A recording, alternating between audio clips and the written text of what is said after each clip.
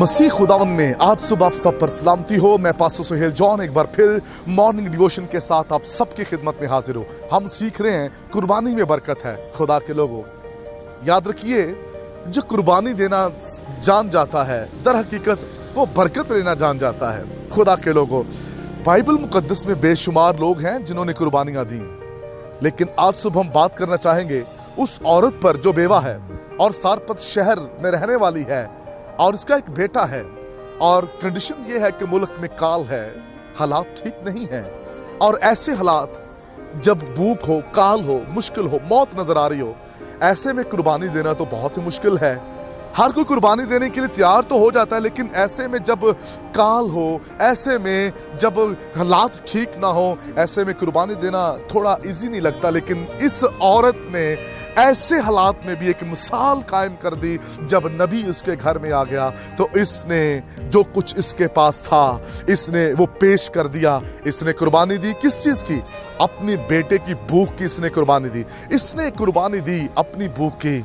मौत है, इसने किसी चीज की परवाह ना करते हुए कुर्बानी दी।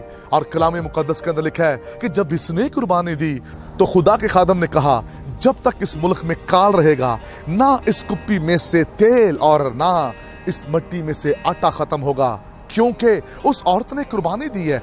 जब आप कुर्बानी देते हैं फिर खुदा बरकत खत्म होने नहीं देता।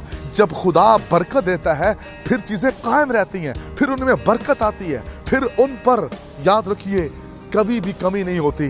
खुदा के लोगों, इस सारपत शहर की जो बेवा औरत है, इसने मिसाल कायम की है। इसने मुश्किल हालात में, क्रिटिकल हालत के अंदर इसने कुर्बानी दी है। क्या हम ऐसे हाल के अंदर कुर्बानी दे सकते हैं जब मौत चारों तरफ हो और ऐसे में नबी हमारे घर में आ जाए? तो क्या हम कुर्बानी दे सकते हैं? जो कुछ हमारे पास है, हो भी सिर्फ हमारे बच्चों के लिए, क्या हम पेश कर सकते हैं? बड़ा मुश्किल है। इसने मुश्किल हालात में बीज बोया और खुदा ने अपना आसमान इसके लिए खोल दिया। इसने कुर्बानी दी, खुदा ने इसको बरकतों से नवाजा। खुदा के खादम के वसीला से इसको बरकत मिली। और मुल्क में काल है लेकिन इसके घर में खाने पीने को है, क्योंकि ये कुर्बानी देने वाली खतून है। खुदा के लोगों, आज से वो बहनें, वो खानदान, वो घराने जो कुर्बानी देने वाले हैं, खुदा उन्हें बरकत देता है। ऐसे ही रूत ने कुर्बानी दी।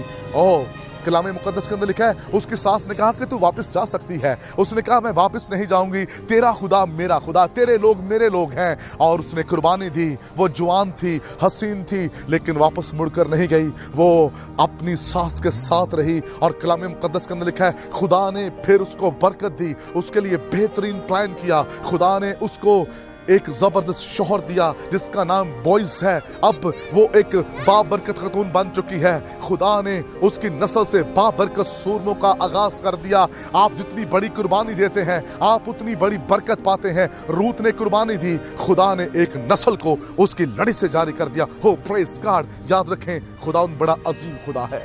अगर आप कुर्बानी देंगे तो फिर आप बरकत पाएंगे। आइए आज सुबह रूत की तरह, सारपत शहर की जो बेवा है उसकी तरह कुर्बानी देने वाले बन जाएं, फिर आप यकीनन बरकत पाएंगे। खुदा इस कलाम के वसीला से आपको बरकत दे। मेहरबान खुदा यीशु मसीह में मिन्नत करता हूं, इस हफ्ते में जो टॉपिक सिखाया गया है बेतस्वीर ना लौटे, फलदार साबित हो। जिंदगियों में, कलाम सुनने वालों में कसरत से बरकत आए। यीशु नाम में आमीन।